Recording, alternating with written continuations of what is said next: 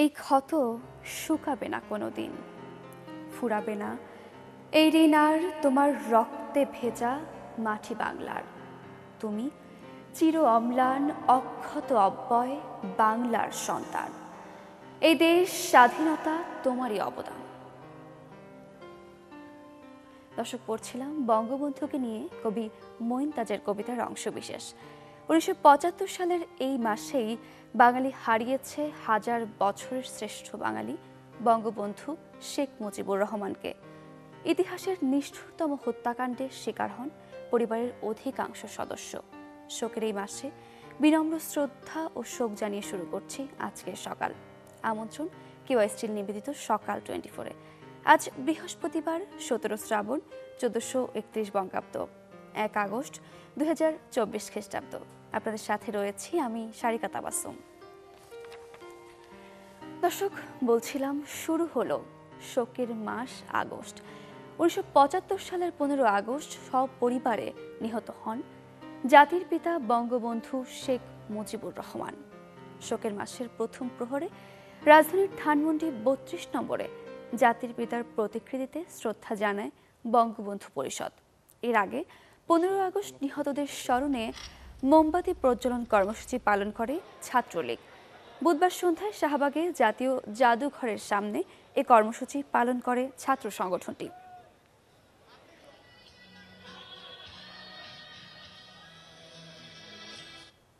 দর্শক, এই মুহূর্তে আমরা একটু পত্রিকায় চলে যাব, দেখে নেব আজকের দিনের সব প্রধান শিরোনামগুলো। আমরা আজ শুরু করব সমকাল দিয়ে।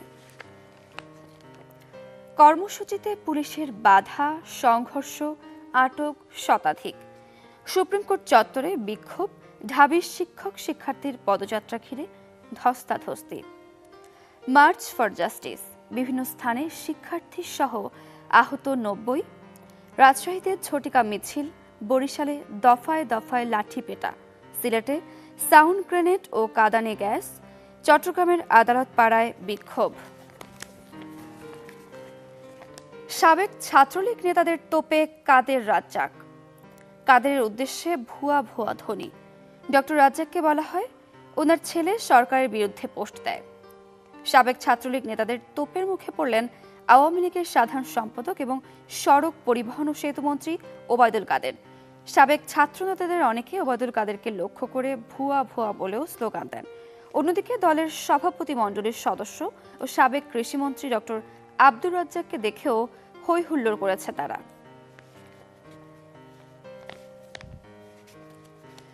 তথ্যানুসন্ধান দল পাঠাতে চায় জাতিসংঘ। প্রধানমন্ত্রীকে মানবাধিকার হাই কমিশনারের চিঠি। নির্যাতন বন্ধে দীর্ঘমেয়াদে নিরাপত্তা খাতের সংস্কার জরুরি। বিচার বিভাগ ও নিরাপত্তা বাহিনী নিয়ে ঢালাও মন্তব্য না করতে সরকারের অনুরোধ। দর্শক, এই ছিল সমকালের প্রধান শিরোনামগুলো। এবার একটু আমরা প্রথম আলোর শিরোনামগুলো দেখে নেব। মানুষের মৃত্যু সন্ত্রাসীদের গুলিতে, বলেছে পুলিশ। ঢাকায় 64 জনের মৃত্যুতে পুলিশের 34 মামলায় বলা হয় আন্দোলনের আড়ালে সন্ত্রাসী বা দুষ্কৃতকারীদের গুলিতে মৃত্যুগুলো হয়েছে। মোট 37টি মামলার তথ্য পাওয়া গেছে। এসব মামলায় 67 জনের মৃত্যুর তথ্য আছে। 3টি মামলার বাদী নিহতদের স্বজন 2 জন বলেছেন তারা মামলা সম্পর্কে জানেন না। আবু সাইদ হত্যা মামলায় কিশোর গ্রেপ্তার, 12 দিন ধরে কারাগারে। রংপুরে বেগম রোকেয়া বিশ্ববিদ্যালয়ের শিক্ষার্থী আবু সাইদ হত্যা মামলায় এক কিশোরকে গ্রেপ্তার করেছে পুলিশ। জন্ম সনদ অনুযায়ী তার বয়স 16 বছর 10 মাস। গ্রেপ্তারের পর 12 দিন ধরে রংপুর কারাগারে বন্দী রয়েছে সে। পুলিশ মামলায় তার বয়স উল্লেখ করেছে 19 বছর। দর্শক, প্রথম আলোর শিরোনামগুলোতে এই ছিল। আমরা প্রথম আলোর পরে চলে যাব কালের কণ্ঠে। কালের কণ্ঠের শুরুতে যে শিরোনামটি আমি দেখছি, জামায়াতের সন্ত্রাসী নেতাদের তালিকা হচ্ছে। সন্ত্রাসবাদে যুক্ত নেতাদের রাজনীতিতে অংশগ্রহণ ঠেকাতে এই তালিকা। জামায়াতকে অর্থায়নকারী প্রতিষ্ঠান ও দেশগুলোকে চিহ্নিত করার দাবি 14 দলের। জামায়াতের অপকর্মের সংক্ষিপ্ত বিবরণ প্রচারের দাবি। 3 বার নিষিদ্ধ হয় জামায়াত, প্রথমবার 1959 সালে, দ্বিতীয়বার 1964 সালে, তৃতীয়বার 1972 সালে। 12 দিনে দেশে প্রায় 9,000 গ্রেপ্তার। সরকারি চাকরিতে কোটা সংস্কার আন্দোলন ঘিরে সারা দেশে সহিংসতার অভিযোগে গত 12 দিনে প্রায় 9,000 সন্দেহভাজনকে গ্রেপ্তার করা হয়েছে।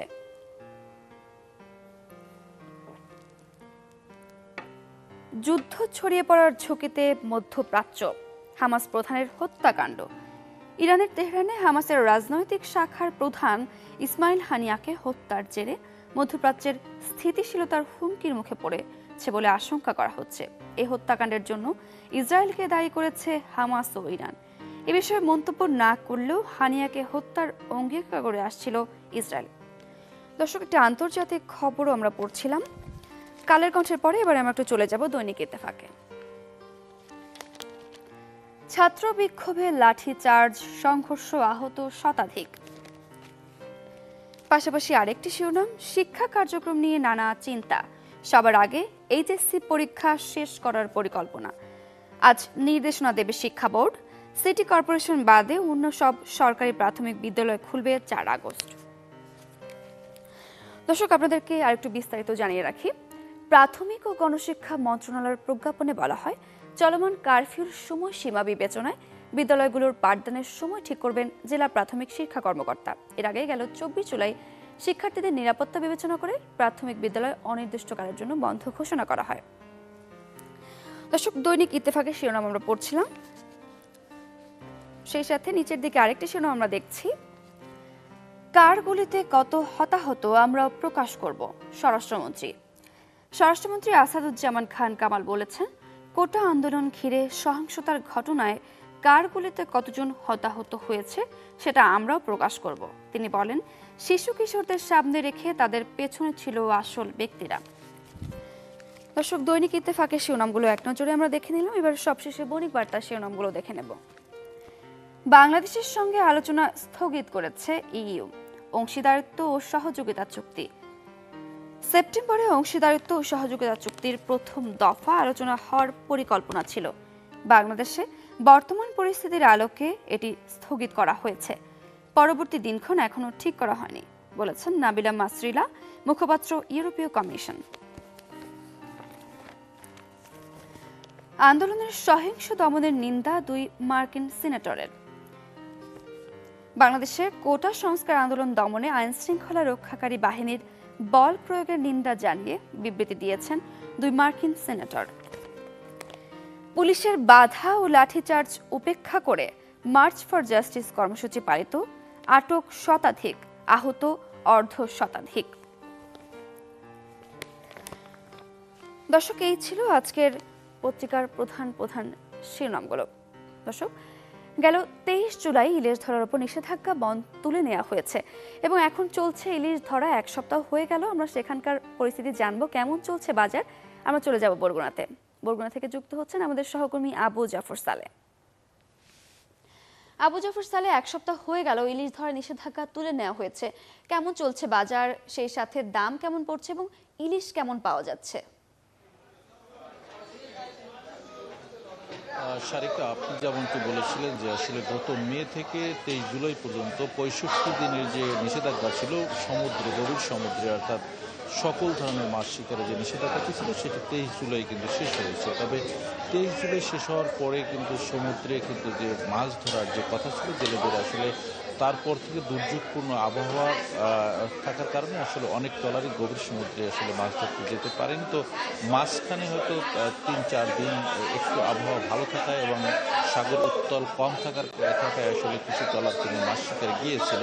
তো সে বিষয়ে আমি যে ট্রলার মালিকদের সাথে কথা বলেছি, আজকে সকালেও একজন ট্রলার মালিকের সাথে কথা হয়েছে। তিনি যে বিষয়টি জানিয়েছেন যে আসলে তারা যে অবরোধের পরেও যে আসলে আশা নিয়ে তারা আসলে সাগরে মাছ শিকারে গিয়েছিলেন সে ধরনের কাঙ্ক্ষিত ইলিশ আসলে ধরা পড়েনি। তাদের যে দাবিটি হচ্ছে যে একটি ট্রলার আসলে 5-7 দিনের জন্য গভীর সমুদ্রে যেতে হলে অর্থাৎ 3 থেকে 3.5 লক্ষ টাকা খরচ হয়।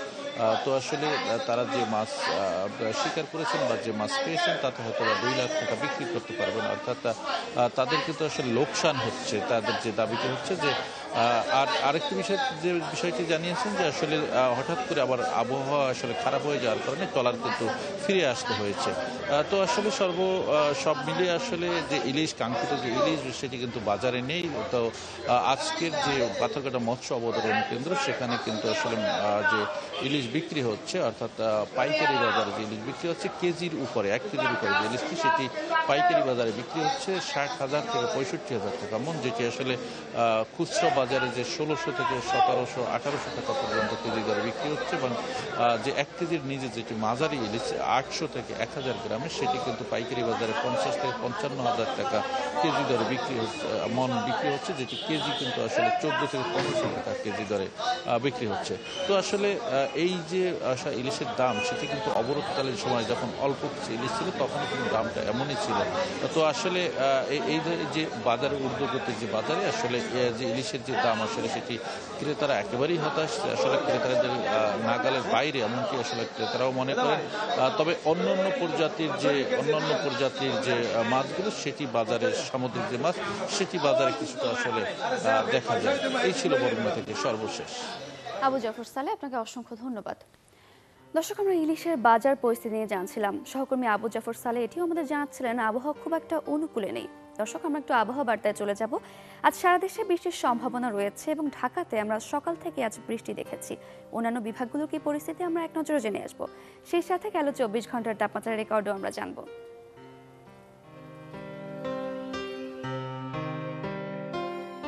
ঢাকায় সর্বোচ্চ তাপমাত্রা 35.3 ডিগ্রি সেলসিয়াস এবং সর্বনিম্ন 28.2 ডিগ্রি সেলসিয়াস।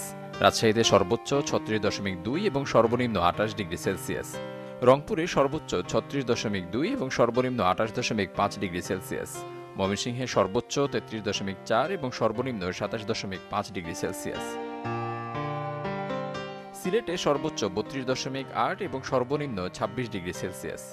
চট্টগ্রামে সর্বোচ্চ 30.7 এবং সর্বনিম্ন 25.3 ডিগ্রি সেলসিয়াস। খুলনায় সর্বোচ্চ 32 এবং সর্বনিম্ন 28.5 ডিগ্রি সেলসিয়াস। বরিশালে সর্বোচ্চ 33.5 এবং সর্বনিম্ন 27.6 ডিগ্রি সেলসিয়াস। দেশের সর্বনিম্ন তাপমাত্রা বান্দরবানে 24.8 ডিগ্রি সেলসিয়াস এবং সর্বোচ্চ তাপমাত্রা চুয়াডাঙ্গায় 36.7 ডিগ্রি সেলসিয়াস। দেশের সব বিভাগের অধিকাংশ জায়গায় অস্থায়ীভাবে দমকা হাওয়া সহ হালকা থেকে মাঝারি ধরনের বৃষ্টি অথবা বজ্রসহ বৃষ্টি হতে পারে। সারা দেশে দিনের ও রাতের তাপমাত্রা প্রায় অপরিবর্তিত থাকতে পারে।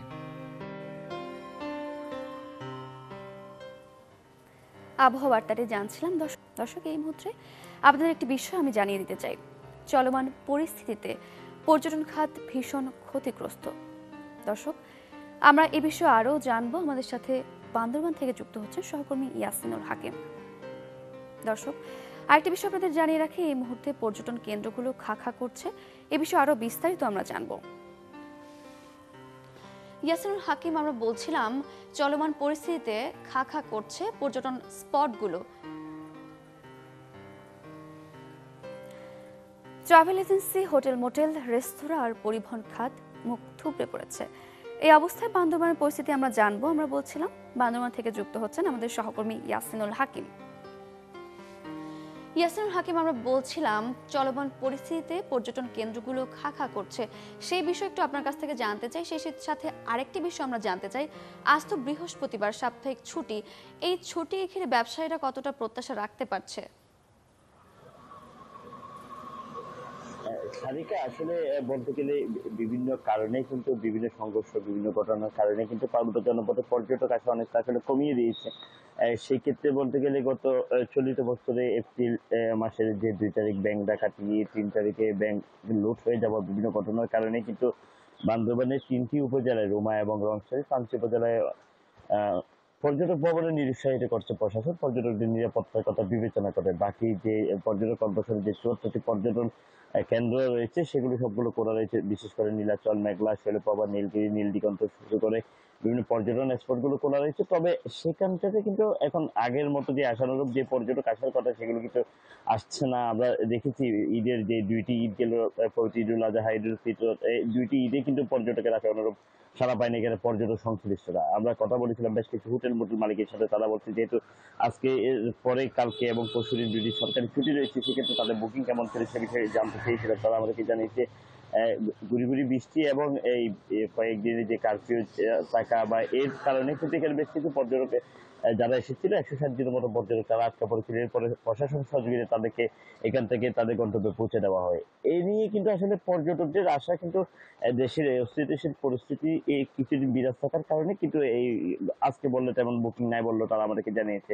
তবে কাছাকাছি যে উপজেলাগুলো রয়েছে বান্দরবানের সেখান থেকে কিছু কিছু মানুষ আসলে পর্যটকরা তারা ভ্রমণ করে আসছে। তবে গতকালকে থেকেই গুড়ি গুড়ি বৃষ্টি হচ্ছে, সেক্ষেত্রে পর্যটকের আশানুরূপ সাড়া পাচ্ছে না বলে আমাদেরকে জানিয়েছে। তবে এই সময়টাতে পর্যটকদের যে বান্দরবানের পাহাড়গুলো আসলে সবুজে চারপাশে সমারোহ হয়েছে, বিভিন্ন জায়গাগুলোতে বিভিন্ন রঙে আসলে পাহাড় যখন শীত বর্ষা শরৎ হেমন্ত এক এক রূপে ফিরে, সেক্ষেত্রে পর্যটকদের জন্য এখন কিন্তু আসলে বলতে গেলে একটি অন্যরকম অনুভূতি নেওয়ার মতো সময় আসলে পাহাড়ে। আমরা কথা বলেছিলাম যারা টুরিস্ট পুলিশের সাথে, তারা আমাদেরকে জানিয়েছে যে সমস্ত পর্যটক বান্দরবানে ভ্রমণ আসতে চায় তাদের নিরাপত্তায় টুরিস্ট পুলিশ সার্বক্ষণিক বিভিন্ন পর্যটন স্পটগুলোতে নিরাপত্তা জোরদার করছে, পাশাপাশি পর্যটকের বিভিন্ন সাহায্য সহযোগিতা তারা করছে বলে জানিয়েছে। আমরা কথা বলেছিলাম বান্দরবানের জেলা প্রশাসক শাহ মুজাহিদুদ্দিনের সাথে, তিনি আমাদেরকে জানিয়েছে বান্দরবানের প্রত্যেকটি পর্যটন স্পটে 2-3টি উপজেলা ব্যতীত কয়েকটি স্পট ব্যতীত যে 74টি স্পট রয়েছে সেখানে কিন্তু পর্যটকদের ভ্রমণের জন্য তারা পরামর্শ নিচ্ছে, আহ্বান জানাচ্ছে। যেহেতু পর্যটনের উপরে নির্ভর করে বান্দরবানের অর্থনীতি পরিচালিত, সেক্ষেত্রে পর্যটন সংশ্লিষ্ট যে সমস্ত ব্যবসা প্রতিষ্ঠান রয়েছে সবাইকে তিনি কিন্তু আসলে বিভিন্ন ডিসকাউন্ট ঘোষণা করছে বান্দরবান থেকে। তো সবকিছু পর্যটক আকর্ষণে বান্দরবানে বিভিন্ন রকমের পদক্ষেপ নেওয়া হলে কিন্তু আশানুরূপ পর্যটক না থাকা এখানকার যারা পর্যটন সংশ্লিষ্ট রয়েছে তারা কিন্তু আসলে বিপাকে পড়ছে বলে আমাদেরকে জানিয়েছে। তবে এই সময়টার পর্যটকদের আগমনের জন্য জেলা প্রশাসন, উপজেলা প্রশাসন, পুলিশ প্রশাসনের পক্ষ থেকে কিন্তু বিভিন্ন নিরাপত্তা জোরদার করেছে, যারা পর্যটকরা নির্দ্বিধায় বান্দরবানে ইয়াসিন বিভিন্ন হাকিম, আপনাকে অসংখ্য ধন্যবাদ। আমরাও চাই পর্যটন খাত ঘুরে দাঁড়াক এবং পরিস্থিতি স্বাভাবিক হয়ে উঠুক। দর্শক, বান্দরবানের পর্যটন পরিস্থিতি নিয়ে আমরা জানছিলাম। এদিকে নড়াইলে বাণিজ্যিকভাবে ননিফল চাষ করে সাড়া ফেলেছেন এক কৃষক। প্রতি কেজি ফল বিক্রি হচ্ছে 3 থেকে 4 হাজার টাকায়, যা থেকে বছরে আয় 10 লাখ টাকার বেশি। ক্রেতার চাহিদা অনুযায়ী গাছও সরবরাহ করেন তিনি। আমরা একটা প্রতিবেদন দেখে আসবো। গাছে গাছে ঝুলছে কাঁচা পাকা ননি ফল। প্রথমবারের মতো নড়াইলে বাণিজ্যিকভাবে এই ফলের চাষ করে ছাড়া ফেলেছেন ধারিয়াঘাটা গ্রামের রবিউল ইসলাম। পেশায় চাকরিজীবী হলেও কৃষি এখন তার নেশা। জানান, ননি ফলের পাশাপাশি আরেক ঔষধি করসল গাছ চাষ করে লাভবান তিনি। প্রতিদিনই তার বাগানে ভিড় করছেন দূর দূরান্তের ক্রেতা ও দর্শনার্থীরা। 2 কেজি ফল নিলাম, আবার কি একটা পাতা ছিল সেই পাতা নিলাম, ইনশাল্লাহ সেটা খাওয়ানোর পরে ইনশাল্লাহ অনেক সুস্থ হয়েছে আমার বন্ধুর মা। কল্যাণ খালি এক ভাই এই ননি ফলের বাগান করছে, আশেপাশে আরও অনেকেই এই বাগান করছে এবং উৎসাহ প্রদান করছে। বর্তমানে আফ্রিকান, ইন্ডিয়ান ও মালয়েশিয়ান জাতের প্রায় 200 ননি ফল গাছ আছে বাগানে। ক্রেতার চাহিদা অনুযায়ী দেশের বিভিন্ন প্রান্তে কুরিয়ারের মাধ্যমে চারা ও ফল পৌঁছে দিচ্ছেন তিনি। 2021 সালে ভারত থেকে চারা এনে বাগান গড়ে তোলার পরের বছরই বিক্রি করেন 6.5 লাখ টাকার ফল। বর্তমানে 1 কেজি ফল আকার ভেদে বিক্রি হচ্ছে 3 থেকে 4 হাজার টাকায়। চলতি বছর 10 মণ ফল বিক্রি করে 15 লাখ টাকা আয় হবে বলে আশা তার। 220 পিসের নার্সারি, এটা করসল এবং ননি ফল দিয়ে। তো প্রথম বছর লাগানোর পরে যখন 65, পরের বছর 3-4 লাখ টাকা ইনকাম হলো। তো দেখলাম যে ব্যবসা তো ভালোই, আবার মানুষের উপকার হচ্ছে, ক্যান্সার নিরাময় করতেছে। তখন আমি 2023 সালে এটা থেকে কিন্তু আমি 10 লাখ টাকা বিক্রি করেছি। ফলটি চাষাবাদে আগ্রহীদের সহায়তার কথা জানালেন কৃষি সম্প্রসারণ অধিদপ্তরের কর্মকর্তা। কোনো উদ্যোক্তা যদি আমাদের সাথে যোগাযোগ করে তাহলে আমরা তাদেরকে চাষ পদ্ধতি সহ এই ফলটি খাওয়ার নিয়ম এবং চাষাবাদ কলাকৌশল সম্পর্কে তাদেরকে আমরা জানাবো। ননি ফলে রয়েছে ক্যান্সার নিরাময় সহ নানা ঔষধি গুণ। তবে এই ফল অধিক পরিমাণে গ্রহণ করলে ফলাফল হতে পারে উল্টো। তাই এক্ষেত্রে সাবধানতা অবলম্বনের পরামর্শ বিশেষজ্ঞদের। প্রচুর পরিমাণে পটাশিয়াম আছে, যারা কিডনি ডিজিজে ভুগছেন তারা এই ননি ফল থেকে সাবধান থাকতে হবে। আর যে কোনো হার্বাল মেডিকেশনগুলাই আমার কাছে মনে হয় যে একটু সাবধানে খাওয়া উচিত, বিশেষ করে যাদের লিভার ফাংশন ডিজিজ আছে তারা এগুলো অ্যাভয়েড করবেন। সরকারি পৃষ্ঠপোষকতা পেলে ফল উৎপাদনে দেশ অনেকটাই স্বয়ম্বর হবে বলে মত সংশ্লিষ্টদের। সাইফুল ইসলাম তুহিন, চ্যানেল 24, নড়াইল। দর্শক, জানছিলাম বিশেষ জাতের ফল ননি ফলের চাষ নিয়ে, যেটি কিনা চিকিৎসাতেও ব্যবহৃত হয়। দর্শক, কত কিছুই তো জানলাম, এবার একটু জন্মদিন নিয়ে জেনে আসবো। আজ 1 আগস্ট। আজকের এই দিনটি আপনাদের যাদের জন্মদিন তাদেরকে সকাল 24 পক্ষ থেকে অনেক অনেক শুভেচ্ছা জানাই। দর্শক, আপনাদের পাশাপাশি আজকের এই দিনে কোন কোন বিশিষ্ট ব্যক্তির জন্মদিন তা আমরা এবারে জেনে নেব। তাদের শুভেচ্ছা জানাবো, তাদের কয়েকটি বিশিষ্ট কাজ নিয়েও আমরা জেনে নেব। 1885 সালের আজকের এই দিনে জন্মগ্রহণ করেন জার্মান রসায়নবিদ ও শিক্ষাবিদ গেয়র্গ ডে হেভেসে। তিনি একজন হাঙ্গেরিয়ান রেডিও কেমিস্ট। কাজের স্বীকৃতিস্বরূপ 1943 সালে রসায়নে নোবেল পুরস্কারে ভূষিত হন। হাফনিয়াম সূত্রটি আবিষ্কারের জন্য তিনি রসায়ন বিজ্ঞানে চিরস্মরণীয় হয়ে আছেন। 1933 সালের এই দিনে জন্মগ্রহণ করেন ভারতীয় চলচ্চিত্র অভিনেত্রী ও কবি মীনা কুমারী। তার আসল নাম মেহজাবিন বানু। 1939 সালে 7 বছর বয়সে ফারজান্দ এ ওয়াতন চলচ্চিত্রে বেবি মিনা নাম নিয়ে তিনি চলচ্চিত্র জগতে প্রবেশ করেন। 1939 থেকে 1972 সাল পর্যন্ত তার অভিনয় জীবনে তিনি 90টির বেশি চলচ্চিত্রে অভিনয় করেন। 1942 সালের আজকের এই দিনে জন্মগ্রহণ করেন ছাত্রনেতা, মুক্তিযোদ্ধা, সাবেক মন্ত্রী আব্দুর রাজ্জাক। 62 শিক্ষা আন্দোলন, 6 দফা আন্দোলন, স্বাধীনতা সংগ্রাম এবং মহান মুক্তিযুদ্ধে তিনি সক্রিয় ভূমিকা পালন করেন। রাজনৈতিক দল আওয়ামী লীগের উপদেষ্টা পরিষদের অন্যতম সদস্য আব্দুর রাজ্জাকের রাজনৈতিক জীবন শুরু হয় 50-এর দশকের শেষের দিকে। 1946 সালের এই দিনে জন্মগ্রহণ করেন সঙ্গীত শিল্পী খুরশিদ আলম। তিনি অসংখ্য চলচ্চিত্রে কণ্ঠ দেন। চলচ্চিত্রে তিনি প্রথম গান গেয়েছেন 1969 সালের 1 আগস্ট। সঙ্গীতে অবদানের জন্য বাংলাদেশ সরকার 2018 সালে তাকে রাষ্ট্রীয় দ্বিতীয় সর্বোচ্চ বেসামরিক সম্মান 21 পদকে ভূষিত করেন। 1997 সালের আজকের এই দিনে জন্মগ্রহণ করেন বাংলাদেশি ক্রিকেটার নিগার সুলতানা। বাংলাদেশ জাতীয় মহিলা ক্রিকেট দলের অধিনায়ক তিনি। দলে তিনি মূলত উইকেট রক্ষকের দায়িত্ব পালন করে থাকেন। পাশাপাশি ডানহাতি ব্যাটসম্যান হিসেবেও তিনি দলে ভূমিকা রাখছেন। দর্শক, চলে এসেছি আয়োজনের একেবারে শেষ পর্যায়ে। আজ 1 আগস্ট, শোকের মাসের শুরু, বাঙালির অপূরণীয় ক্ষতির মাস। দর্শক, আবারও শোক জানিয়ে শেষ করছি আজকের আয়োজন। দেখা হবে আগামী পর্বে। সেই পর্যন্ত ভালো থাকুন, সুস্থ থাকুন। সবাইকে শুভ সকাল জানাই।